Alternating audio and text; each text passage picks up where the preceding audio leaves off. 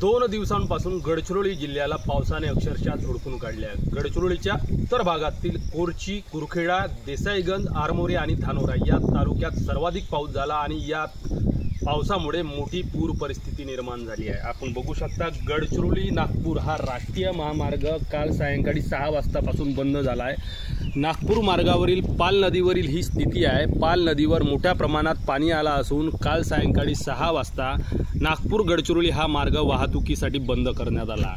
तर रात्री 11 वाजताच्या सुमारास गडचिरोली चामोर्शी हा राष्ट्रीय महामार्ग सुद्धा गोविंदपूर नाल्यावर पाणी आल्यामुळे बंद करण्यात आला आहे। आता ही स्थिती आहे। या परिसरातील शेकडो हेक्टर शेती पाण्याखाली गेली आहे। कालपासूनच गडचिरोली जिल्ह्यात मोठ्या प्रमाणात पाऊस सुरू असून या पावसामुळे तसेच गोसेखुर्द धरणातून सोडण्यात आलेल्या पाण्यामुळे ही पूर परिस्थिती निर्माण झाली आहे। गोसेखुर्द धरणाचे पाणी वैनगंगेला मिळतो आणि वैनगंगेच्या बॅकवॉटरमुळे गडचिरोलीत ही पूर परिस्थिती निर्माण झाली आहे।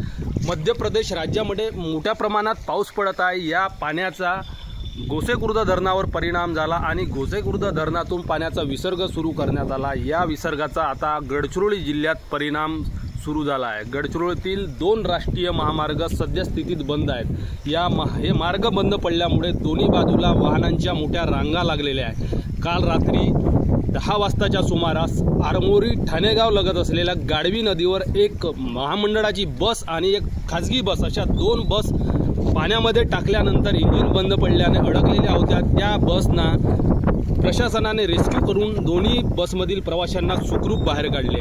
पोलिसांकडून मोठ्या प्रमाणात बंदोबस्त लावण्यात आला आहे। आपण बघू शकता खबरदारीचा उपाय म्हणून या मार्गावरून वाहतूक बंद करण्यात आली आहे आणि पोलीस बंदोबस्त येथे लावण्यात आला आहे। कोणीही पाण्याजवळ जाऊ नये याची खबरदारी पोलिसांकडून घेतली जात आहे। एकूणच गडचिरोलीमध्ये 2 दिवसांपासून मोठ्या प्रमाणात पाऊस सुरू आहे। त्यातच गोसेखुर्द धरणातूनही 33 दरवाजे जवळपास 2 मीटरनं सुरू आहेत। त्यामुळे मोठ्या प्रमाणात पाण्याचा विसर्ग सुरू आहे।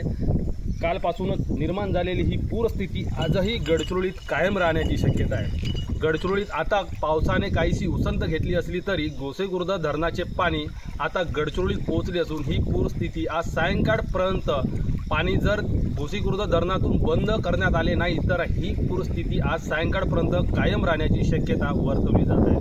मंगेश भांडेकर, एबीपी माझा, गडचिरोली। एबीपी माझा, उघडा डोळे बघा नीट।